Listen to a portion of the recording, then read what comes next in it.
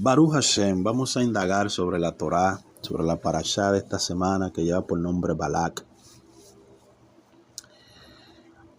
Este suceso, este acontecimiento que nos trae la Torá en esta mañana, es muy conocido en todos los ámbitos religiosos, principalmente por dos factores que se dan. Uno, el llamado del rey Balak a Balaam para que maldiga al pueblo de Israel. Y el otro, el acontecimiento de el ángel que se le atraviesa en el camino y el asna puede ver primero al ángel del Eterno que el mismo vidente que le monta. Básicamente,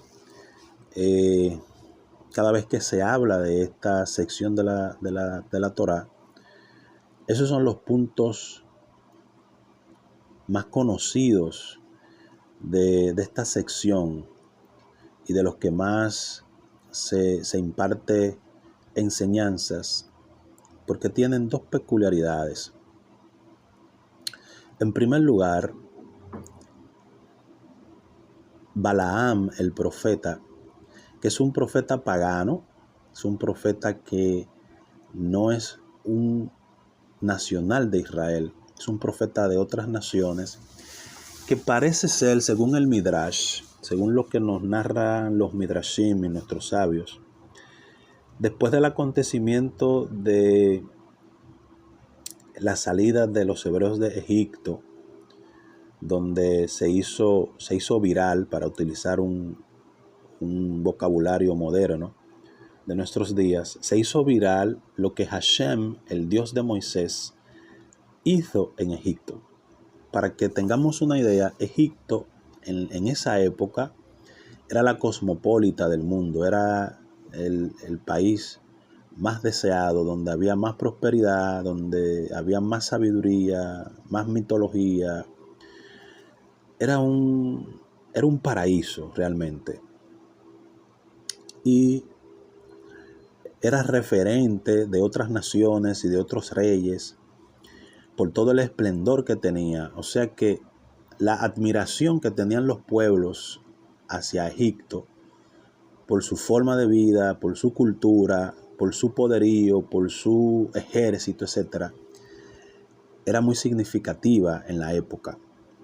Escuchar entonces que un pueblo inferior, que no solamente es inferior porque no tiene el poderío, sino que también es esclavo de esa nación egipcia, pudiera destruir a un ejército y a un país que ellos le tenían miedo y le tenían respeto, aparte de la admiración que le tenían, era para ellos algo espectacular y a la misma vez pavoroso. Por eso todas esas naciones de alrededor, desde que tenían la información, desde que tenían el dato de que Israel venía caminando por ahí, sentían miedo, porque pensaban, si pudieron destruir a Egipto a la forma que lo destruyeron, cuánto más a nosotros. Esa razón es la que mueve al rey de Moab, Balak, a buscar un mecanismo espiritual para poderle en una eventual guerra ganar a Israel. Entonces busca al vidente, al profeta, para que le maldiga. Pero este profeta, como decía, siendo de las naciones, al escuchar lo que había pasado con Egipto, que se había vuelto un proverbio, o sea, se había hecho viral, como dije, todo el mundo manejaba la información de lo que había sucedido. Muchas personas le dio inquietud de conocer a ese Dios que hizo eso y abrazaron la fe en el Dios de Abraham. O sea, no se hicieron religiosos de una denominación, no se hicieron cristianos, no se hicieron testigos, no se hicieron católicos, no se hicieron judíos, se convirtieron al Dios de Abraham porque dentro de las narrativas que existían se decía, bueno, ese Dios de los hebreos es el mismo que le dijo a Abraham que saliera de Ur de los Caldeos y lo prosperó en todos sus caminos. Y es el mismo que le dio prosperidad al hijo de Abraham, Isaac, el cual hizo estos pozos y todo el oriente tiene agua gracias a él. Pero es el mismo que tomó a Jacob, le dio 12 hijos y cuando vino la hambruna, uno de sus hijos era el líder principal en Egipto, el que daba la comida. Pero ese mismo Dios que hizo esas grandes cosas con esos 3 hombres, ahora destruyó al país más poderoso del mundo. Y eso hacía entonces que la gente se inquietara por conocer al Eterno, y parece que como Balaam ya de por sí era un tipo espiritual, aunque servía a la idolatría, comienza a indagar en el Eterno y conoce al Eterno. Ese conocimiento del Eterno que él tiene con pruebas ineludibles de que el Eterno es Dios, a diferencia de como creían todas las otras naciones que tenían un Dios para todo, un Dios para la fertilidad, un Dios para la cosecha, un Dios para el fuego, un Dios para el agua, etc. Balaam en ese contexto asume la idea de que existe un solo Dios, porque en Egipto, que había muchos dioses, tenían 10 dioses principales que eran los más poderosos, y sobre esos 10 dioses poderosos, el Dios de Abraham, el Dios de Isaac, el Dios de Jacob se glorificó destruyéndolos con las 10 plagas, y por eso fueron las 10 plagas. Entonces esa tradición cautivó el corazón de Balaam, y es por eso que vemos que Balaam, cuando le llegan los emisarios, él le dice, no, yo no puedo decir otra cosa que no sea lo que el Eterno ponga en mi boca.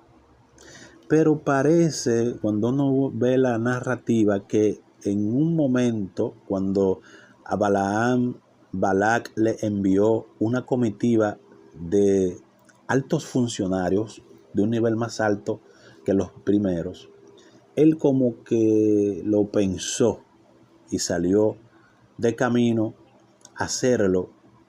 Y es por eso que se le aparece el ángel del Eterno, demostrándole algo interesante. Dice que quien ve el ángel primero es el asno, mostrándole a Balaam que si él ejecutaba lo que el rey deseaba que él hiciera, él era más inservible, más insignificante que un asno, porque un asno pudo ver el ángel del Eterno y él no. Y él no pudo verlo porque posiblemente estaba deseando ganar, valga la redundancia, ganancias deshonestas.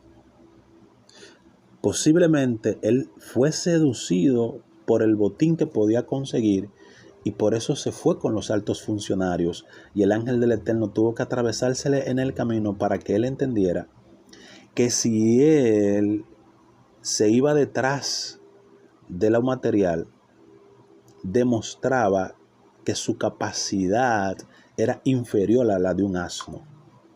Por eso es el asno quien ve primero al ángel. Y aún más, el asno le instruye a Balaam diciéndole, y yo no te he servido todo el tiempo, ¿por qué tú no piensas y te das cuenta que yo nunca te había hecho esto? O sea, para que él entendiera. El Eterno utilizó ese recurso para que él entendiera que ese no era el camino, el que él estaba buscando, las ganancias deshonestas, la avaricia, la codicia. Porque raíz de todos los males es el amor al dinero, el cual codiciándolo algunos se desviaron de la fe y fueron traspasados de muchos dolores. Él se estaba como desviando, como que lo sedujo la gran comitiva, los honores, el reconocimiento, pero entró en sí. Cuando tuvo esa experiencia y se dio cuenta que un asno tenía más espiritualidad que él si él asumía entrar en convenio con el rey que le estaba dando todos esos dotes. Y allí él reafirma su fe en el Dios de Abraham. Moray Barrabota, yo creo que es tiempo de que nosotros reafirmemos nuestra fe en el único Dios. Que no nos aferremos a otra cosa en este mundo. Que no le demos prioridad a otras cosas en este mundo para que no seamos más inferiores que un asno. Para que un asno no tenga ventaja sobre nosotros y sea más espiritual que nosotros y pueda ver un ángel y nosotros solamente podamos ver el signo del dinero, el signo del deleite, el signo de las pretensiones que no llevan a ningún camino. Balac lo entendió. Balac todavía no lo entendía, porque Balac estaba enfocado en un deseo malvado, maldecir a Israel. Sin embargo, que podemos ver la dualidad en las dos personalidades, Balaam, el único propósito después de la aparición del ángel fue hacer la voluntad de Hashem. Por eso le dijo al rey, lo que el Eterno ponga en mi boca es lo que yo voy a decir. Y dice, no, pero yo te he buscado para que los maldiga. Yo te dije a ti que no puedo hacer otra cosa que no sea la voluntad de Hashem. Porque se convenció, se dio cuenta de que si él no hacía la voluntad de Hashem, un asno era más inteligente que él. Un asno era más inteligente que él. Y eso tiene sentido, señores, porque fíjense, toda la creación tiene su funcionamiento normal. El sol se pone y sale en su momento, todo el tiempo, no deja de hacerlo. La luna por igual hace su función, las estrellas hacen su función, el mar hace su función, el aire hace su función, la lluvia hace su función, los árboles hacen sus funciones. Y solamente el ser humano es el que quiere ensimismarse en su propio razonamiento y no ejecutar la voluntad de Dios, que es nuestra función en esta tierra. Nos llenamos de tantas pretensiones que nos hacemos más inferior que la creación natural. Cuando en realidad la creación natural tiene que darnos a nosotros el testimonio de que Hashem es veraz y todo hombre mentiroso. De que Hashem es la fuente de la provisión, de la existencia, de la realidad que nosotros queramos vivir y podamos vivir. Balaam se convenció de eso. Y no importaron los sacrificios que se hicieran, los altares que se hicieran. Cada vez que su ojo profético se abría, era para hacer la voluntad de Dios. Hoy en día tenemos una crisis de videntes. Tenemos una carencia de personas que genuinamente tengan los ojos espirituales abiertos y puedan proclamar la voluntad del Eterno y no de las pretensiones del ego, que buscan la codicia, que aman la concupiscencia y los deleites, porque realmente no están sirviendo al Dios de Israel, sino que están sirviendo a sus vientres, pretendiendo ganancias deshonestas para compararse con los grandes líderes internacionales, con los grandes influencers, medirse a niveles económicos dentro de la sociedad. Si el top 10 de los más ricos tienen yates, tienen aviones, esos supuestos ministros, supuestos profetas quieren tener yates, quieren tener aviones, quieren tener mansiones y hacen todo por eso, porque está escrito en un texto popular: el que cree que el dinero es todo, hace todo por el dinero. Las ganancias deshonestas no van a llevar nunca a la gente a cumplir la voluntad de Dios, sino a satisfacer sus deseos, a satisfacer sus pretensiones. Balaam lo pudo entender y se dio cuenta que el camino correcto no era recibir los honores que le estaba otorgando el rey, El camino correcto, entendió Balaam, era cumplir la voluntad del Eterno. Y es por eso que él puede alabar a Israel cuando se sube en la montaña y observa al pueblo que ejerce la voluntad de Dios y que había sido sacado con mano fuerte y brazo extendido de Egipto. Él dice: qué hermosas son tus tiendas, Jacob, tus habitaciones, oh Israel.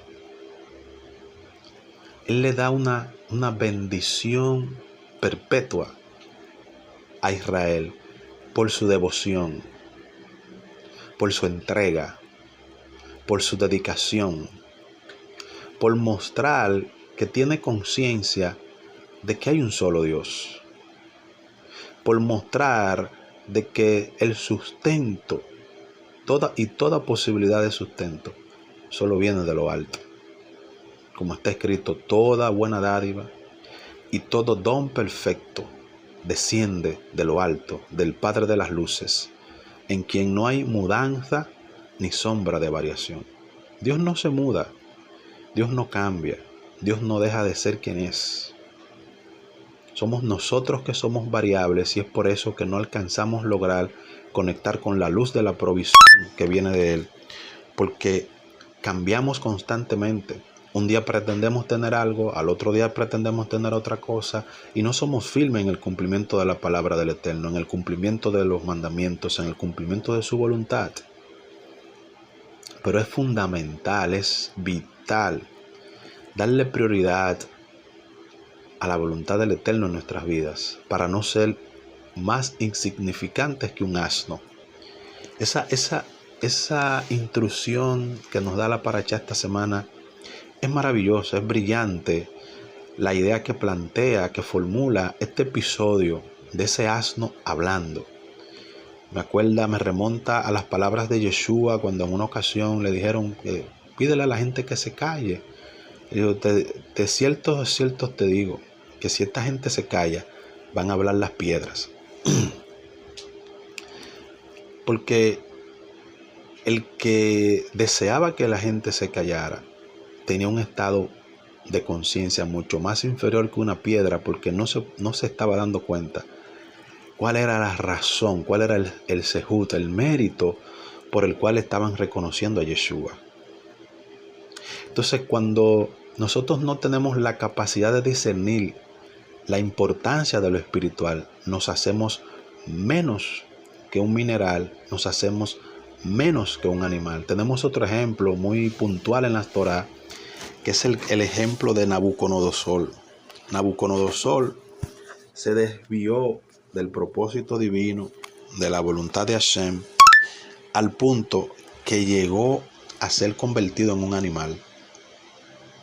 Y hasta que, siendo un animal, no reconoció que la grandeza venía solamente del Eterno y que él nada podía hacer en contra de la verdad, e hizo Teshuvá, no volvió a su estado original. La Teshuvá, el haber reconocido que la condición humana de arrogancia que él tenía, de soberbia que él exhibía, le hacía más inferior que un animal. Porque hay animales incluso que son domésticos, que se diferencian de los animales salvajes. Y él no era un animal doméstico, él fue convertido en un animal salvaje. Para que el impulso, la soberbia, la arrogancia que él tenía, la transmitiera a través del salvajismo en el monte y pudiera lograr la conexión con la Teshuvá. La conciencia que nos trae la Parashá esta semana es incomparable. Es preciso que aprendamos de manera eficiente, de manera correcta, el valor que tiene para nuestras vidas hacer la voluntad de Dios, hacer lo que Dios dice, como dijo Balaam. Yo voy a decir lo que Dios diga. Tenemos un compromiso con nosotros mismos de ser hacedores de la Torá y no olvidadores de ella. Con esa capacidad de hacer, de cumplir la Torá, podamos elevarnos por encima del asno, podamos entrar al mundo angélico, podamos ver la visión que otros no pueden ver y podamos subir a la cima de la montaña como pasó con Balaam. Porque cuando subimos a la cima de la montaña, cuando subimos a un estado espiritual muy elevado, todo lo vemos hermoso, todo lo vemos en armonía, todo lo vemos en concordancia con la luz. Por eso, hasta que él no subió a la cumbre de ese collado, no pudo ver con claridad la hermosura de las tribus en su organización. Cómo cada tribu estaba organizada por sus colores, por sus banderas, por sus símbolos, por sus príncipes, por los integrantes de la misma. Cómo bordeaba el Mishkan, la casa de campaña donde estaba la presencia divina que les acompañaba. Cómo Israel, desde tiempos antiguos hasta el día de hoy, le ha dado honor, le ha dado kabod a lo más importante, que es la relación del hombre con Dios. Las naciones han perdido ese enfoque. Para las naciones no hay una idea de Dios posible más que el dinero, más que el poder, más que la grandeza. Pero para Israel, Dios siempre ha sido lo más importante. Y Balaam lo descubrió al subir a esa cima. Hasta que no elevemos nuestro estado de conciencia y podamos ubicarnos en un estado donde todo lo que veamos hacia abajo lo veamos hermoso. Como dice Salomón, todo lo que Dios hizo lo hizo hermoso en su tiempo. Hasta que no veamos la hermosura de las cosas, hasta que no nos deleitemos en las características puntuales, específicas de hermosura que tiene la creación, la vida, el desarrollo de la misma, no vamos a poder cumplir la voluntad del Creador, porque siempre habrá una necesidad, siempre habrá una pretensión, siempre habrá un deseo, siempre existirá algo que quiera alejarnos, separarnos, distorsionarnos del camino de la verdad. Quiera Hashem, Moray Barrabotai, que en este Shabbat, esta parashá, esta exhortación nos llene de entendimiento y nos eleve la conciencia por encima de un asno, nos introduzca al plano espiritual donde podamos ver los ángeles y donde todas las cosas para nosotros sean más valiosas para la gloria de nuestro Padre que está en los cielos. Shabbat Shalom, Shabbat Shalom. Shalom. Shabbat Shalom.